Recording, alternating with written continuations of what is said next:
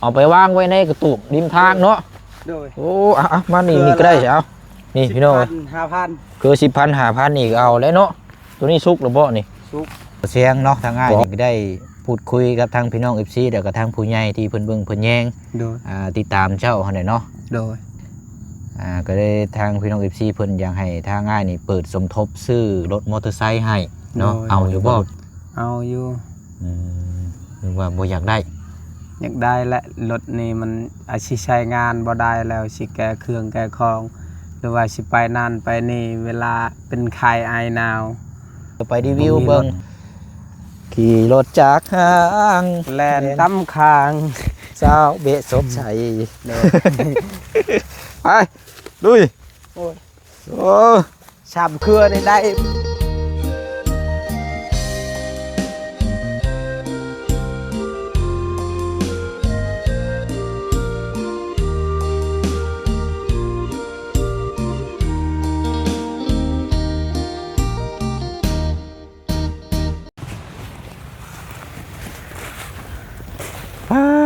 เนาะเอาหลังจากจบภารกิจซื้อที่ดินที่ทางพี่น้องเนาะโอ้ยปวดแข้งปวดขาบาดนี้เนาะเอามานั่งอยู่ที่ดินของทางอาเจืองทางน้องหังยังบ่ทันได้ออกไปอยู่เนาะพี่น้องเนาะแต่ว่าทางน้องๆเพิ่นนี่ได้กลับเมืองกระตูบก่อนแล้วพี่น้องเนาะเดี๋ยวจังสิเมื่อนำทางน้องๆเพิ่นแล้วก็หาแนวทางบอกทางน้องๆเพิ่นจัดแจงเรื่องที่ดินแปลงไม้นี่อีกทีนึงบ้านนี้พี่น้องเนาะป้าผู้เนาะขอคุ้มขอภัยเราทางพี่น้องเนาะกักดีนี่ทางน้องสอนกันเนาะตัดกล้วยแล้วสุกแล้วนี่เนาะเอามื้อนี้พี่น้องเนาะถือว่ามาต่อกันเนาะหลังจากเฮาได้เบิ่งที่ดินที่ทางกะจบเป็นที่เรียบร้อยแล้วบัดนี้มาดุนน้ำกันอีกเนาะสำหรับทางเคสของทางน้องสอนที่ทางพ่อน้องเปลได้เปิดสมทบซื้อรถจักรให้ทำกล้าเพิ่นเนาะหรือว่ามอเตอร์ไซค์เนาะอันนี้ก็ขึ้นอยู่กับพี่กับน้องกับ FC เนาะเพราะว่าก่อนจะเปิดสมทบนี่ทางพ่อน้องเปลนี่ก็ได้ถามได้พูดได้คุยกับพี่น้องก่อนแล้วเนาะพี่น้องเนาะทางพี่น้องก็ว่าเห็นดีนำเบิดทุกสิ่งทุกอย่างเนาะก็เลยเมื่อวานนี่มาเปิดสมทบบัดนี้พี่น้องเนาะเอาเดี๋ยวมาพูดมาคุยเดี๋ยวก็แจ้งทางบักหลาเพิ่นแล้วก็เบิ่งน้ำกันเนาะสำหรับทางมอเตอร์ไซค์ห้างคันมีห้างเราเนี่ยพี่น้องคู่ใจของทางน้องสอนเนาะเดี๋ยวนับเด็ดเบิ่งน้ำกันว่าพี่น้องนี่เป็นยังไงพี่น้องกับเบิ่งน้ำกันนั่นแหละพี่น้องทั้งโต๊ะคลองหรือทั้งคนทั้งรถต่อนั่นกับที่ว่าเขาตามไปเบิ่งทั้งบ้านปลาไหลของทางน้องห้างนั่นแหละพี่น้องเนาะกราบทักทายสบายดีและสวัสดีพ่อแม่พี่น้องเบิร์ดสุขุสุคนในพี่น้องเด้อเนาะมาพบมาเจอกันอีกคือเก่าคือเดิมเนาะเอาถือว่าเป็นอีกเคสหนึ่งบัดนี้เนาะพี่น้องให้ความสนใจและก็อยากให้ทางน้องเพิ่นมีเป็นของตัวเอง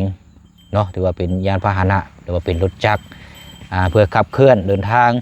ไปใส่มาใส่ในการมันสะดวกสบายเนี่ยจักหน่อยนะพี่เนาะพอเสียงนี่มาเห็นทางน้องเพิ่นเบิ่งย่ำใดก็โอ้ยพี่น้องเนาะถ้าได้รถจักรนะครับสีส้มสีโอเคแล้วพี่น้องเนาะถ้าน้องเพิ่นไล่เนี่ยก็บ่เสียหายยังดอกพี่น้องเนาะเพราะว่าน้องเราก็เป็นคนขยัน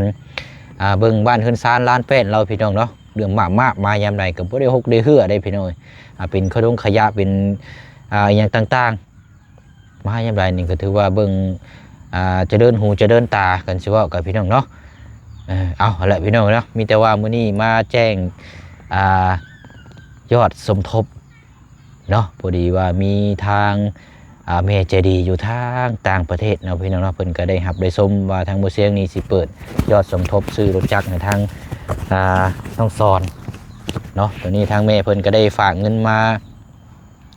ให้ทางบ่เสียงแล้วเนาะพี่น้องเนาะอยากมีส่วนร่วมสมทบซื้อรถในทางน้องสอนมีอยู่4 ล้านกีบนอกจากแม่เจดีอยู่ทางต่างประเทศเพิ่นก็บ่ให้ออกซื้อประสงค์ออกนามเนาะแต่ว่าแม่เพิ่นก็เป็นคนลาวเฮานี่แหละพี่น้องเนาะเอาก็มีแต่ว่าเดี๋ยวทางน้องสอนมาพูดมาคุยถามแล้วก่อนบัดนี้พี่น้องเนาะว่าเมื่อวานนี้ยังบ่ทันได้ถามบักหลาเพิ่นเลยพี่น้องเนาะน้องสอนมาพี่ก่อนล่ะมาพี่ก่อนว้ามื้อยักษ์น่ะกล้วยขึ้นแล้วน่ะเนาะเอา เอาให้เป็นเรื่องราวแบบกล้วยๆครับพี่น้องเนาะโอ้เอานั่งลงนี่ก่อนซะเนาะไม่ยากนะกล้วยอ๋อตุนชุกอันนี้เนาะ พอได้คายอยู่ในอันนั้น โอ้แม่นนั่นแหละเนาะเอาไปวางไว้ในกระตุกริมทางเนาะ โดย โอ้อะมานี่ก็ได้เอานี่พี่น้อง 5,000 คือ10,000 5,000นี่ก็เอาแล้วเนาะตัวนี้สุกหรือบ่นี่ สุก ปอโธ่เบิ่งพี่น้องเนาะแต่ว่ากล้วยบ่ค่อยงามเนาะ โดย เอานั่งลงก่อนเนาะ โดยสวัสดีสวัสดี เบิ่งช่วงสิเมื่อยอยู่มื้อนี้เนาะเอา โดย เอาก่อนอื่นก็ต้องขอบใจทางบักหลาเพิ่นนำมื้อนี้พี่น้องเนาะเบิ่งแนวทางนํกันเรื่องที่ดินที่ทางของทางอาเจืองเนาะก็ โดย จนแล้วจนทั่วนํกันเนาะ โดยพอเป็นหยัง เอา ได้ค่อยซอยก็ค่อยซอยได้ ค่อยซอยบ่ได้ค่อยก็จักเช่นได้คือกัน อันใดที่เฮากะว่าเฮาซอยได้เฮาเบิ่งได้เฮาก็เบิ่งซอยกันเนาะ โดย แต่ว่ากะตัวใดบ่คือเฮาก็บ่ซอยเนาะ โดยเฮาบ่กล้าคือกัน เฮาต้องเว้าในนี้ได้เนาะ โดย ถ้าซอยในทางที่ผิดนี่เฮาก็บ่กล้าคือกันเด้เนาะ คันแนวอื่นอุ้ย จะได้ อันนี้เฮาซอยในทางที่ถูกเฮาก็เฮ็ดไปเลยโลดเนาะ โดย ดีแล้วเนาะต่างหาประสบการณ์เนาะ โดย ต่างหาประสบการณ์ก็จะได้เรียนรู้ถึงอนาคตนี่ก็บ่แน่ได้เนาะ โดย ได้เป็นในบ้านได้เป็นผู้จัดดูแลกลุ่มหน่วยนั้นหน่วยนี้ บ่ได้คิดดอกนั่นคิดแต่ให้เฮ็ดชวนเฮ็ดให้มันได้ซะก่อนเฮ็ดชวนมันชวนกล้วย แล้วยังว่าเนาะบางเทื่อมันก็บ่มีหยังแน่นอนเด้พี่น้อง โดย เนาะบางเทื่อไล่ลูกไล่เมียไปรถโยคักเด้ โดย เอาก็ถือว่าพอดีเมื่อวานนี่อ้ายเข้ามาช่วงประมาณ 12 โมงเนาะ โดย ได้12 โมงแล้วก็ว่าสิเข้ามาหาเจ้าแต่เจ้าบ่อยู่ช่วงนั้นจักเจ้าไปไสก่อนเมื่อวานนี่ตอนเช้า ตอนเช้าๆค่อยไปชวนแล้วก็เมื่อแล้วไปเล่นเฮือนหมู ๆ เมื่อได้ชวนไปเบิ่งมันต้น ก็เลยมาแล้วบ่เห็นเมื่อวานนี่เนาะเห็นแต่เห็นแต่รถคู่หูคู่ใจเจ้าหั่นแหล้วเนาะ โดยคอยย่างเอาอยู่ เพราะว่าอันจอดไว้ตารางเฮือนตลอดเด้เนาะ โดยรถมันบ่มีแห้งนะให้มันพักพรนะ แบบมันไกลๆนี่เห็นคันขึ้นภูแล้วบายมันอีก มันอยากรับรถเนาะ โดย มันหนักมันคันชื่อว่ากับรถคือเอาเห็นแหละพี่น้องมันรถ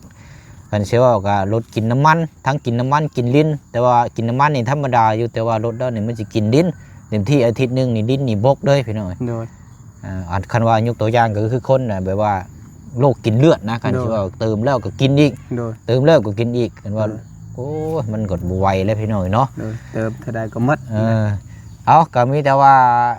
อันนี้เจ้าก็สิได้ทำหู้เขาเข้าไปแล้วเนาะ โดย แต่ว่าทางอ้ายยังบ่ทันได้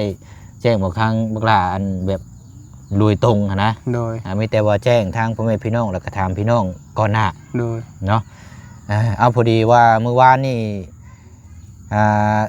บ่เสียงเนาะทางอ้ายนี่ก็ได้พูดคุยกับทางพี่น้อง FC แล้วก็ทางผู้ใหญ่ที่เพิ่นเบิ่งเพิ่นแยง โดย ติดตามเจ้าหั่นแหละเนาะ โดย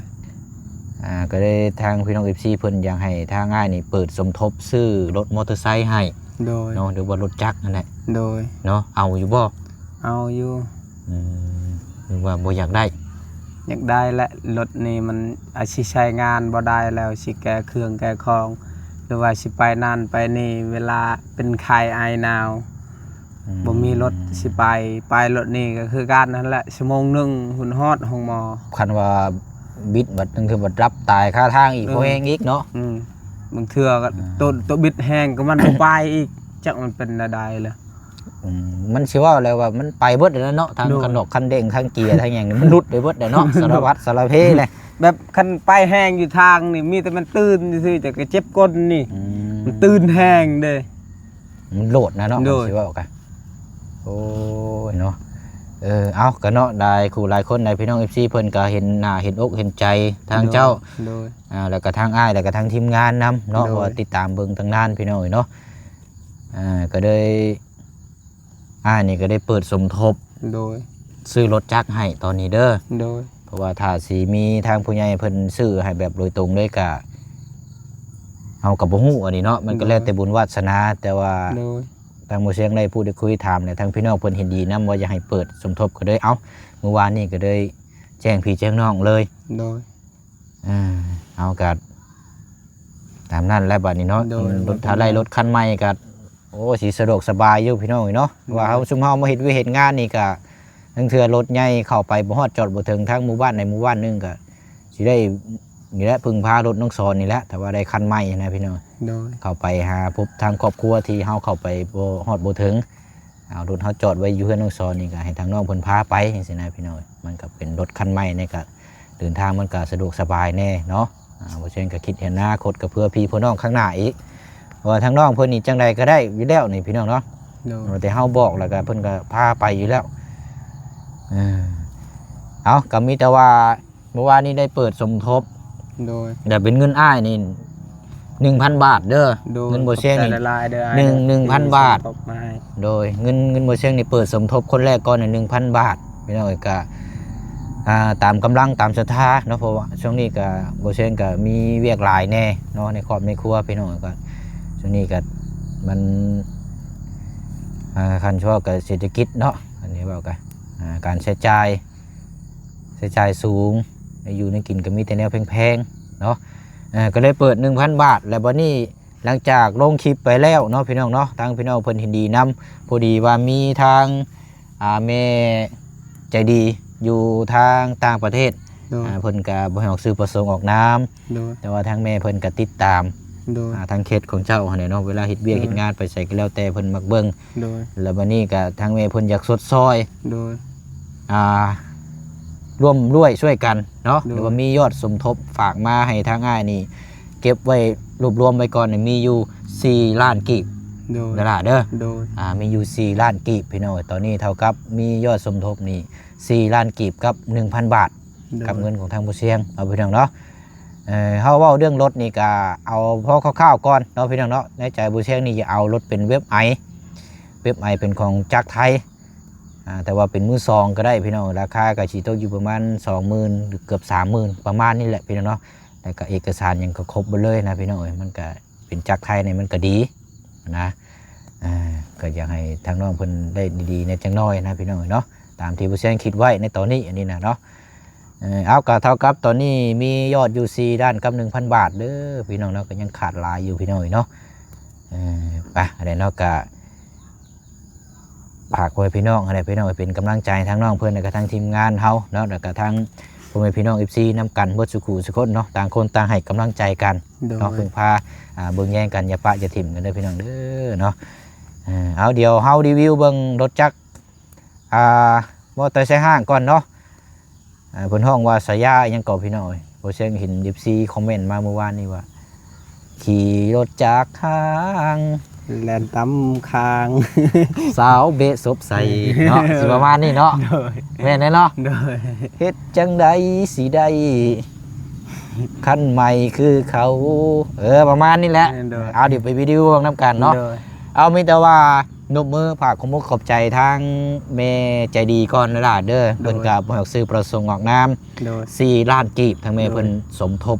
ซื้อรถให้เจ้าเด้อ โดย ยอดนี้บ่ใช่สิเก็บไว้ก่อนเนาะ โดยขอบใจหลายๆเด้อทางแม่ใจดีขอให้อยู่ดีมีแห้งสุขภาพแข็งแรงตลอดไปขอให้ไปใส่อยู่ใส่ขอให้คนเบิ่งแย่งขอให้สุขภาพแข็งแรงตลอดไปเด้อทางคุณแม่เด้อ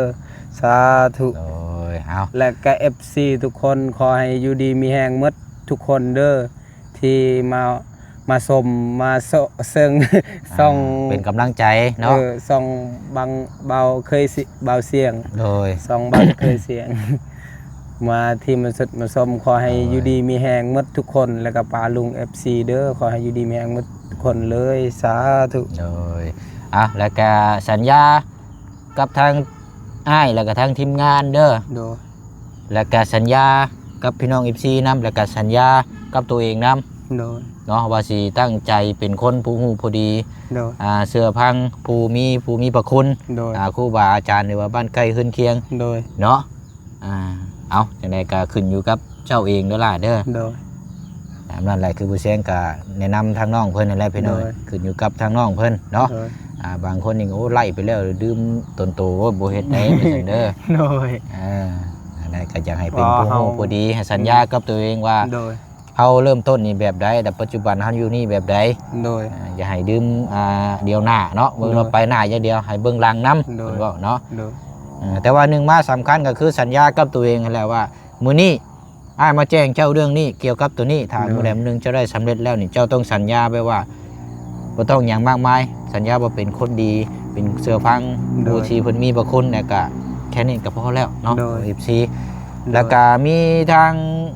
ผู้ใหญ่อยู่ฝั่งลาวนํแน่ทางฝั่งไทยได้พี่น้องเพิ่นติดต่อมาหาเชิงแบบว่าเพิ่นอยากล้มกับทางน้องสอนอยู่แบบทาง FC หันนะ โดย เพิ่นอยากพูดคุยนํแต่ว่า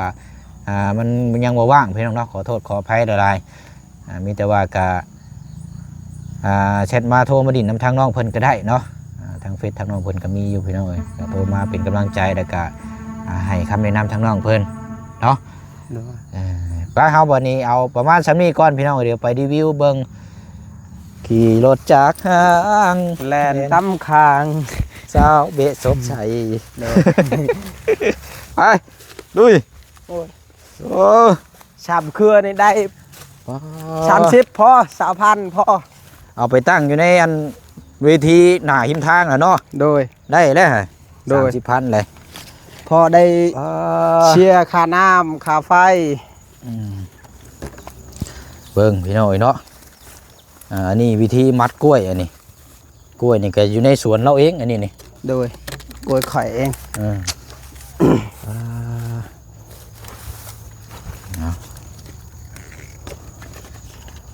อันนี้เอาใส่เชือกยางมัดแบบนี้เลยนี่เนาะ โดย ขี่น้ำบ่ เออ ขี่เลยบ่ โอ้ยบ่ฟ้าวได้เอาลองรีวิวเบิ่งก่อนลองติดแล้วก็ลองจะลองขี่เบิ่งแถวนี้ก่อนก็ได้เนาะ โดยกระมะน้ำมันยังกระบิวหนึง น้ำมันบ่ โดย ใกล้สิเบิดแล้ว โดย ป้าด ไป บ่อันจะลองติดเบิ่งก่อนก็ได้แล้วก็จังรับนะ โอ้ยันง่ายโยนี่เนาะ โดยเห็นเสียงมันดังแตกแตกแตกแตกแตก บ่เสียงลังนี่แก๊กๆนี่อันโซน้อย โซน้อย โซน้อยมีปัญหาแล้วโซยานเนาะมันจะบอกกันเอาคำตั้งไว้ก่อนใช่ปะเดี๋ยวไปเสียงรีวิวเบิ่งก่อนให้พี่ให้น้องเบิ่งน้ำกันว่ารถที่ปัจจุบันเราใช้ในตอนนี้นี่มันเป็นแบบใดพี่น้อยเอาจะมาจับกล้องโอเคเอาเดี๋ยวจับแล้วเจ้ากระจี้ใช้เบิ่งน้ำเด้อ โดย เอาระดับแรกเลยพี่น้อยเนาะรถทางน้องเพิ่นนี่เป็นหยังบ่เสียงจังว่าอยากเปิดซบซื้อให้น้องเพิ่นใหม่แล้วก็พี่น้องว่าเห็นดีนำนี่น้ำมันดินนี่ขี่เต็มที่นี่ประมาณอาทิตย์นึงก็ว่าขึ้นภูขึ้นพานี่ไหม้ได้พี่น้องมันกินลิ้นคันนี้นะเนาะอันนี้สิเป็นหูเทียนอันนี้หูเทียนอะไรอยู่ดินนี่สำคัญตัวนี้นี่เพราะว่าเอาง่ายๆจะอะไรมันนี่เป็นพวกสูบพวกอย่างนี้นักแห้งแล้วคันนี้นี่บัดนี้ก็ตามมานี่สภาพจิตใจเนาะหรือว่าสภาพรถนี่แหละเบิ่งเนี่ยมัดเอาคึกขนองแล้วก็ขี้นี่เจือกได้นี่กบตัวนี้นี่น้ำมันแห้งพี่น้องเวลาขี้นี่ปั่นมาได้เจ้า โดย มันโดดได้เวลาโหลด โดย มันสปริงมันบ่มีเนี่ยมันโดดขึ้นไปเลย โดย ถ้าว่าดินมันโอเคเนี่ยมันก็สิโดดแล้วก็ยุบลงมันก็สิบ่เจือกแต่นี่มันโดดแล้วมันพุ่งเลยได้ โดย คืออันที่พี่น้องเห็นลอกขับตอนไปตอนนั้นแล้วมันพุ่งแล้วมันตกคลองเลยน่ะ โดย แบบว่ามันครึ่งบ่ได้ได้พี่น้อง โดย แน่ก็เสียตัวนี้น้ำเนาะกำหนึ่งมาไปไกลนี่กันลำบากอันเป็นอันเบาะกันเนาะพูดดีๆอันนี้พี่น้องเอ้ยไปกลางค่ำกลางคืนนี่ยากเลยเนาะ โอ้ยรถนี่เขาบ่ให้ป้ายดอกกลางคืนเขายานล่ม เพราะว่ามันก็กลางคืนตามันก็บ่ค่อยหุ่งเนี่ยเนาะ โดย ตั้งเถื่อรถมาถ่ายมาชนตูดชนอย่างอีกมันลำบากอีกได้พี่น้อง โดย เนาะ ตูดมันก็บ่มีแสงไฟแสงเพิงนี่ จักปีแล้วเกาะคันนี่ ฮะ เอาเริ่มใหม่จักขี่ใส่นี่จักปีแล้ว ประมาณได้ละ15 ปีแล้ว 15 ปีเลย โดย ป้าตุ แต่เฮายังน้อยพุ่นเฮายังบ่ฮู้ขี่รถบ่ฮู้หยัง คันนี่ได้ โดย โอ้ยพี่น้องเนาะแปลงเทือกมันเพนักๆ3 ล้าน เอาสุดเลยเห็นบ่ โดย3 ล้าน5 4 ล้านกับใส่ตัวนี้เผามันนี่มุน ถ้าสิซื้อคันใหม่ก็คือว่าเท่านั้นเนาะเอาก็ถ้าว่าคันนี้ แปลงนั่นก็ยัง ขายมันอีกได้เงินขายมันมัดคอมันอยู่เศร้าก่อน มัดขายมันปีหน้าจึงแป้งนั่นตลอด นั่นแหละเนาะเอามีแต่ว่านั่นกะคันจะเอาคอยขี่คอยมาคอยไปเนาะ โดย ตอนนี้ก็กำลังรวบรวมอยู่พี่น้อยเนาะจนยอดโอเคพอแล้วเขาจังว่ากันตอนนี้ก็มาเพิ่มแล้วเนาะมีแต่ตามที่ผู้เชี่ยงแจ้งไปนี่แหละพี่น้อยโอ้ย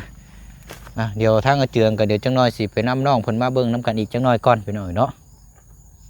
ให้น้องเพิ่นเมื่อกินข้าวกินน้ำก่อนแล้วก็จังมาเบิ่งน้ำกันตัวจริงอีกเพราะว่าจะได้เบิ่งน้ำกันยาวๆอยู่ดอกที่ดินนี่กันป้าโธ่ไปเอากล้วยเมื่อขายบัดนี้เฮาเนาะ โดย เอาเมื่อตั้งไว้วิธีเด้อบ่นี่ โดย ไปสามารถ ขึ้น ออกมา ขึ้น ฮะ ขึ้น เอาจะติดก่อนก็ได้ ฮะ ติดออกมาก่อนเดี๋ยวค่อยสิยังเข้าเกียร์ติดรถกะ พูดแล้วนี่เนาะ ยังเจียมันเลยเด้ เอาผมเด้อให้คอยได้เย็ดแก้กล้วยทั้งแก้คนบาดนี่ พอเป็นยางต้อง แล้วเขาเสาเฮือนเอาได้ บ่เข้าดอก เอ็ดกล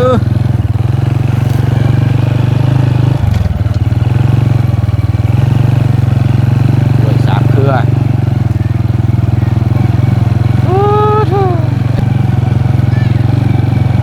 นี่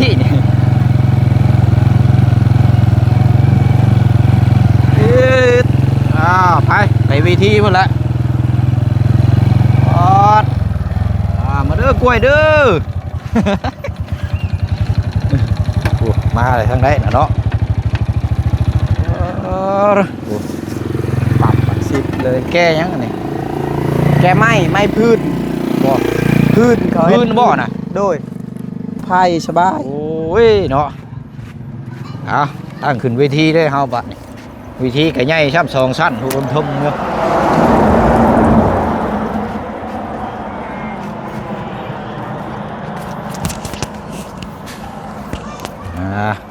บีเท่าไรก็จะว่านะแม่นเครือเท่าไร 10,000 5,000 เอาแล้วแต่เพิ่นสิต่อรองเนาะ โดยเพิ่นให้เท่าใดก็เอาอันนี้ก็ 5,000เครือน้อย สี่เครือเนาะเอาสังว่าเครือ10,000ก็แม่น30เนาะ โดย โอ้เอาตัวซุกนี่เด้นี่ซื้อได้กินเลยนี่ จักสิได้หรือบ่ยังเก่งแต่20,000 10,000นั่นนี่ก็ตาย กดว่าเด่นอันนี้เนาะโอเคบาทนี้พี่น้องเนาะก็ถือว่าเรียบร้อยมีแต่ว่ารอขายเนาะ โดยสบายดีเด้อจ้ะ ขายเสร็จแล้วล่ะเอารถเข้าไปไว้เด้อ โดย เอามีอย่างเพิ่มเติมเดี๋ยวให้มาหาไม่เนาะแล้วล่ะ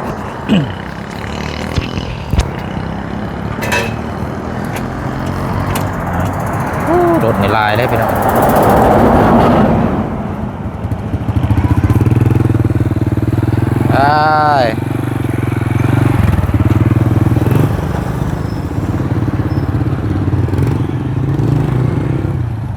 บาทนี้พี่น้องเนาะท้ายคลิป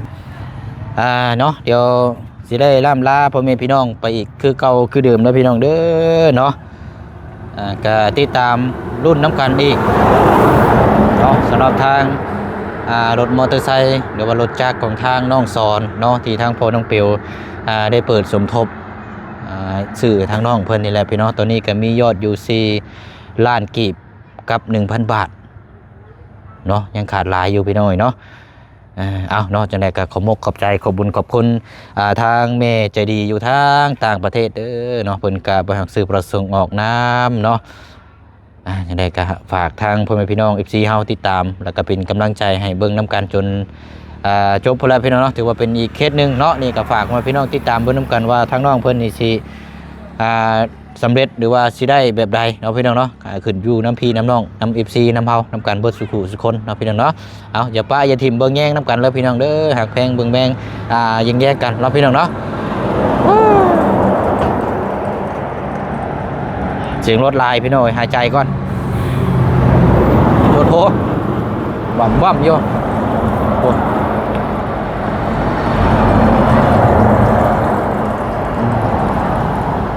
เว้านำกับบ่ทันพี่น้องรถกระลายเนาะว่ามีแต่ว่ามีหยังเพิ่มเติมเดี๋ยวทางพ่อน้องเปลวมาแจ้งพ่อแม่พี่น้องนำกันอีกรอบหนึงเด้อพี่น้องเด้อเนาะติดตามเบิ่งนำกันอีกสำหรับเคสของทางน้องสอนสมทบซื้อรถจักรมอเตอร์ไซค์เนาะเอาวันนี้ลาไปก่อนพบเจอกันในคลิปหน้าบ๊ายบายเด้อพี่น้องเด้อสบายดี